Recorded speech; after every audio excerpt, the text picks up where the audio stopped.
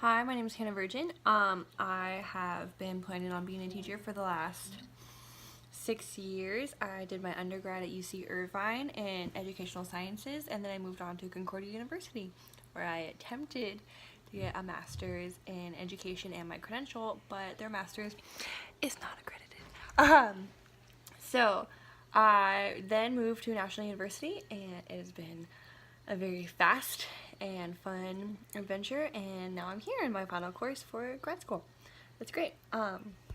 So moving into my research topic is differentiating or defining the language gap or the achievement gap between successful English language learners who can pick up the language and they can connect with their peers and they're able to use language and just are proficient and they're developing. And then there's also the English languages who have been here maybe just as long, but they're struggling with learning English or learning to pick up some of those like key communication skills like helps or but my reason for investigating this topic is because I would want to see all my English language learners succeed. I want to know why there is a gap, why some kids are very successful in picking up on English and why other kids aren't, and what we as teachers, what is our role in being able to establish a successful and safe environment that is supportive of all of the students. I feel like there's so many facets that could go into it. Is it that the kids who are successful are extroverted?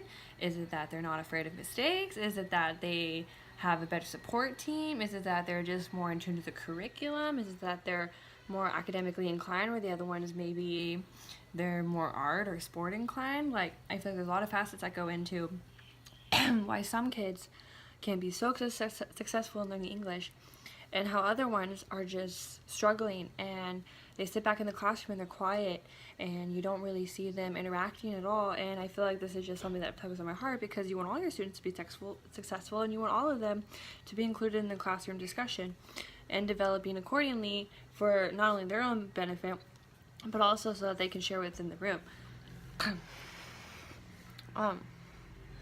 So my research questions are: how do teachers know if they are equipped enough to meet the needs of all English language students? What are the variables that create a successful and proficient English language student and those who are not successful and need extra support? What are some key strategies that are going to make all English language learners successful and can be beneficial for any learner?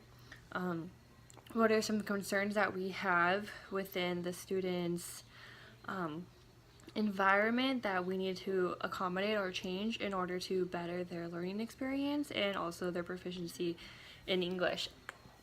How are students acquiring English these days? Like, is it from videos? Is it from peer interaction? Is it from school? Is it from sports? Like, what is it that creates language development? And then also the influences of outside sources such as speech, peers, parents. Is the kid speaking English at home or are they speaking a native tongue? I feel like there's so many different facets that go hand in hand with how do kids pick up language, what age is best for them picking up language, why some can easily pick it up and why others can't. And I think that it's one of those big things where it's like my whole research is based around narrowing it down so that I can better understand the needs of my needs of all English language learners, and then creating successful strategies that teachers can implement within their own classroom. How do I plan to find answers for my research questions? Describe the tools. I have been doing a lot of academic research. I have been going throughout National Archives for Education. I've looked at research and articles based on these sort of developments, whether it's language development, social development, physical development, mental development, educational development.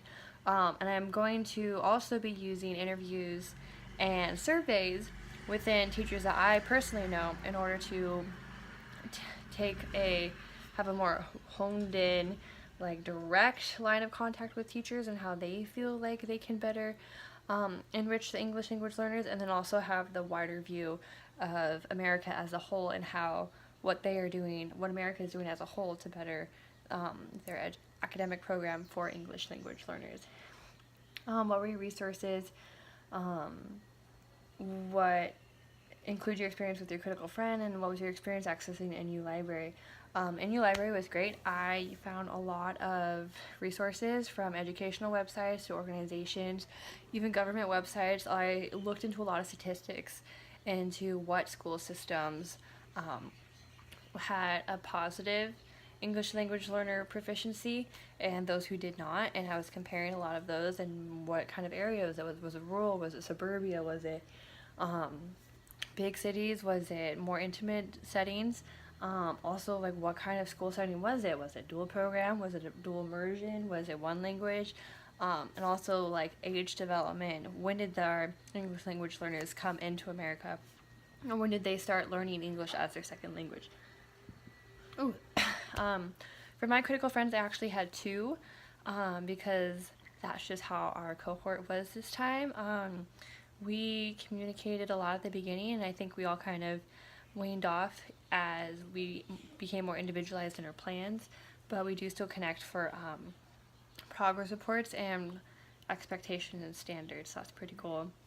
My methodology, my whole point, as I said before, is I want the wide scope of America as a whole in their educational system, but then I want to hone it in into what I've seen and what teachers around me and their opinions are as to what makes a successful English language learner, and then what hinders a student from being successful. And the whole point of this is to take that language barrier, that language gap, and create strategies and so that you can bridge all students so that they can all have equal access, equal opportunity, and also the most efficient tools for becoming proficient in their English language. If I could travel back in time, what advice would you give yourself in terms of research strategies for curating, time management, and organizations? What are your plans for the future after completing the master's degree? um, wow. For research strategies, I think this is such a broad topic, and I feel like there's so many facets that go into what makes a student successful and what doesn't, that I would need to kind of narrow it down a little bit. I think I definitely have, but if I had started off from the very beginning, I feel like I would have avoided a lot of rabbit holes and would have gotten a little more direct with my research, which would have made this process a little bit easier and not sifting through so much information.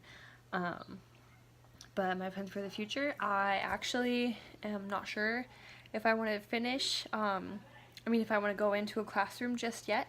I actually think I want to go to the university level and work as a life coach for students of all backgrounds as they go into their university experience and be able to help them kind of navigate that field. I just have grown this passion for older education and wanting to assist kids in finding their place in their identity in who they are as a person, honing in on their strengths, and supporting them in areas that they may struggle in order so that they can be successful. I'm recently looking at applying for a job as the health educating supervisor at UC Davis University. So that would be really cool. We shall see. Thanks. Bye.